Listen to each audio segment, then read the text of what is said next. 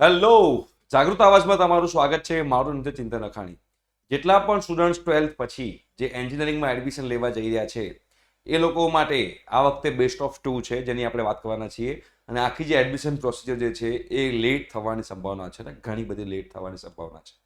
તમારે વિચારવાનું છે કે તમારે આ વેકેશનનો ટાઈમ જે તમે અત્યારે ઘરે બેઠા બેઠા તમે એને કેવી રીતે યુઝ કરી રહ્યા છો. ખાસ તમે કમેન્ટ બોક્સમાં કમેન્ટ કરજો કે તમે વેસ્ટ કરી રહ્યા છો કે કંઈક નવું શીખી રહ્યા છો. અને આખી જે એન્જિનિયરિંગ એડમિશન પ્રોસિજર છે તમારે અમારી સાથે જોવું હોય, તમને હું સરસ મજાની 50 થી 100 એવી ચોઇસીસ આપીશ ઓનલાઈન.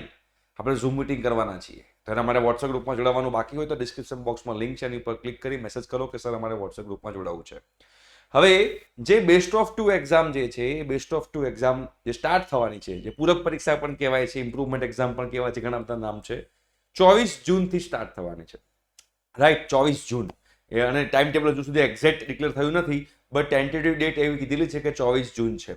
હવે એ પૂરક એક્ઝામની એટલે કે ઇમ્પ્રુવમેન્ટ એક્ઝામનું જે ડેટ આવી છે એ અને તમારું જે એસીપીસીનું જે ટાઈમ ટેબલ છે એ એમાં થોડુંક કોન્ફ્લિક્ટ થઈ શકે એવું છે. એ તમને બતાવવા માંગુ છું કે તમે જુઓ અહીંયા એવું લખેલું છે after round 1 online registration four non register candidates on available seats.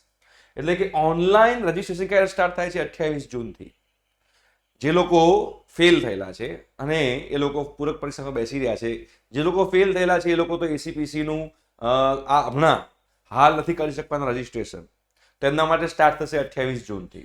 અને જે લોકોએ હાલ કરાવ્યું છે એસીપીસીનું રજિસ્ટ્રેશન, રાઈટ, બટ એ લોકો પણ ઇમ્પ્રુવમેન્ટ માટે ઘણા બધા લોકો બેસવાના હશે, તો એ લોકોનો બી નવો મેરિટ રેન્ક આવવાનો છે. એ બધું થવાનું છે.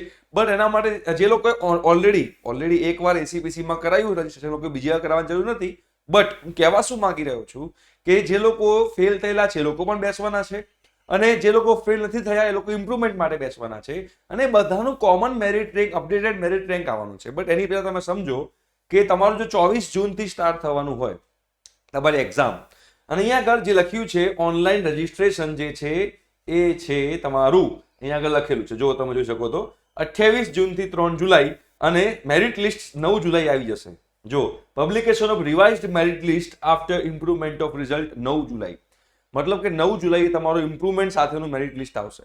હવે જો 24 જૂને એક્ઝામ લેવાની હોય તો એનો મતલબ શું થાય છે કે 24 જૂનથી એક્ઝામ સ્ટાર્ટ થશે અને 7 જુલાઈ સુધીમાં એની પહેલા એક્ઝામ બી લેવાઈ જવી જોઈએ અને એના રિઝલ્ટ બી આવી જવા જોઈએ. 7 જુલાઈ પહેલા તો નહીં, હું તો એમ કહું છું કે તમારા જે રિઝલ્ટ જે છે એ અહીંયા આગળ જે આવશે એ અહીંયા આપણે જોઈ લઈએ પાછું એકવાર 3 જુલાઈ. કેમ કે જો ઓનલાઈન જે કરવાનું છે રજિસ્ટ્રેશન એ 3 જુલાઈ પહેલા કરવાનું છે, 3 જુલાઈ પહેલા.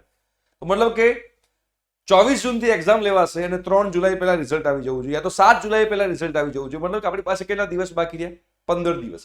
15 દિવસની અંદર ઇમ્પ્રુવમેન્ટ એક્ઝામ લેવાવી જોઈએ. એક્ઝામ લેવાઈ જાય પછી એના રિઝલ્ટ બી આવી જવા જોઈએ. શું તમારા મુજબ આ વસ્તુ શક્ય છે?